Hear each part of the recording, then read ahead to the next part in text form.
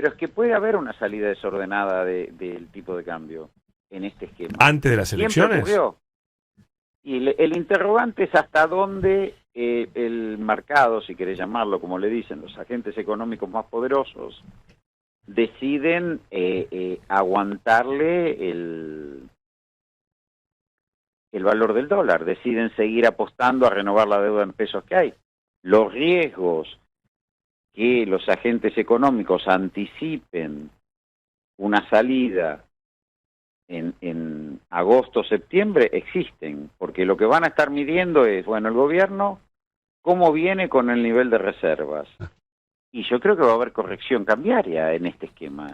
Cuando decimos termina mal, estos esquemas de valorización financiera, conteniendo el dólar, abriendo las importaciones y teniendo una tasa de interés real positiva respecto del dólar, terminan mal, porque en un momento los agentes económicos se dan cuenta que no hay dólares suficientes para pagar la bicicleta financiera, para pagar la renta financiera, y empiezan a acelerar la cobertura en dólares. Y ahí el Banco Central no tiene reservas para defenderse. Además, te digo, tiene un vencimiento importante en julio, tiene un compromiso que no está cumpliendo de acumulación de reservas con el fondo. Con alguien sabe en serio, Roberto Feletti, economista y dirigente peronista, fue secretario de Comercio. Roberto, bienvenido. Pablo Dugan saluda. ¿Cómo va? ¿Qué tal, Pablo? ¿Cómo estás? Buenos días. Buenas tardes, perdón. Buenas tardes a todos y todas los que nos oyen. Bueno, gracias por atendernos. Mira, estamos... No, por favor. Estaba mirando yo un poco, seguro que vos vas a coincidir o vas a poder explicar mejor, que el gobierno lo único que le importa es llegar a octubre con baja inflación y que mientras tanto todo lo demás no le importa nada. Yo te pregunto qué consecuencias tiene eso y cómo ves. Llegan a octubre, dicen que septiembre puede ser complicado. Bueno, ¿qué pensás?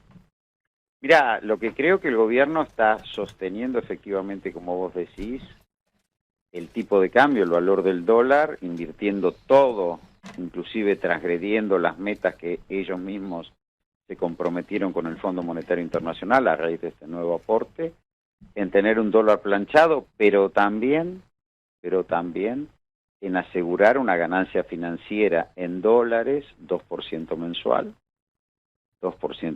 en dólares, todo el tiempo que se pueda. Efectivamente, el argumento del gobierno es: tengo el dólar quieto, planchado, eso obra como un techo sobre los precios, también sobre la actividad, porque tener una tasa de interés real positiva respecto del dólar succiona fondos que no van al consumo, a la producción, sino a los bancos.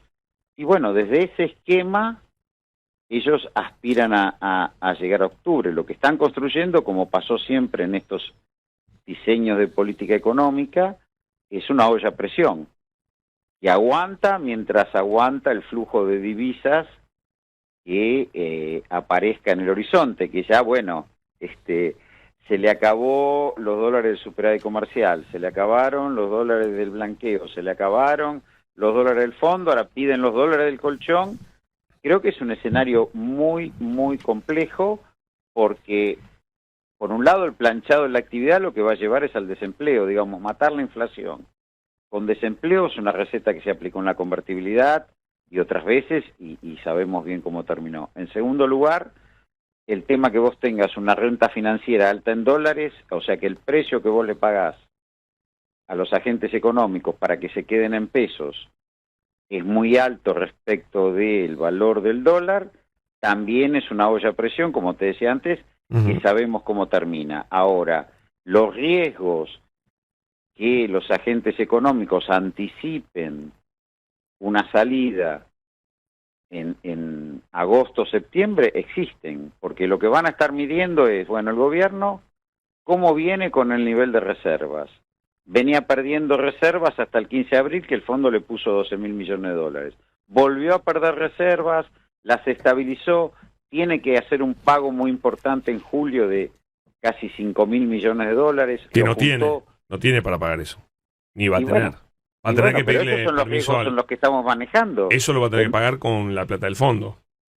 Bueno, pero todo eso lo va a tener que pagar con las reservas que le dio el fondo. Ahora, Claro. ¿por qué? Porque no cumple las metas de acumulación. Totalmente. De reservas Te digo algo, con el Roberto, pasó desapercibido, pero hoy lo rescató alguien. que son unos dichos de Milei el 11 de abril, diciendo que para mayo íbamos a tener 50.000 millones de dólares de reserva. Tenemos 38. Le erró por 12. Eso. Le erró feo. Pero vos tenías al momento que el fondo le da 24.000 millones de dólares de reservas, eran los mismos que la del gobierno del Frente de Todos, Sí. más o menos el mismo nivel, lo llevaste a 36.000 y estás ahí, y estás dando vuelta, no estás acumulando reservas. No, estás perdiendo. De hecho, estás perdiendo todos los días. Estás perdiendo, bueno. Y el otro problema que tenés es que vos, con la apertura importadora, que es la otra ancla inflacionaria, yo pongo a la economía argentina a competir con los precios internacionales en un mundo en crisis, donde todo el mundo tiene stock para vender baratos, bueno, arruiné el superávit comercial. Ya no tengo el superávit comercial que tenía el año pasado. O sea que también perdí una fuente de dólares ahí. Entonces pierdo la fuente de dólares del comercio exterior.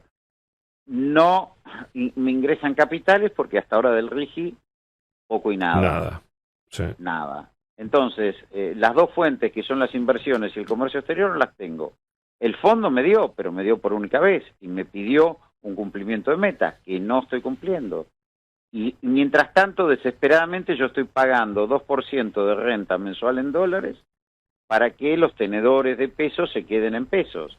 No desarrollo ningún tipo de actividad económica. Bueno, es una contención complicada. Aparte, esto ya lo hizo Caputo. Lo sorprendente que es el mismo ministro del 2018. Sí. Bueno, ¿y cómo terminó el 2018 y cómo crees que va a terminar ahora? El 2018 terminó mal. Terminó con Macri perdiendo en primera vuelta, terminó con una corrida No, te corrijo, terminó bien. 2018. Terminó bien, entonces. Ah, es un chiste. Si Macri perdió en primera vuelta. No quiero hacer en ese punto puede haber terminado bien, pero es sorprendente que un presidente recibe 45.000 millones de dólares de apoyo. Sí, se va por la puerta de atrás. Y se va en primera vuelta, digo. Sí. Bueno, digo, esto ya lo hizo Caputo. Caputo ya armó esta bicicleta financiera. ¿Y qué ya te pregunto entonces? ¿Qué piensan hacer en octubre después de las elecciones?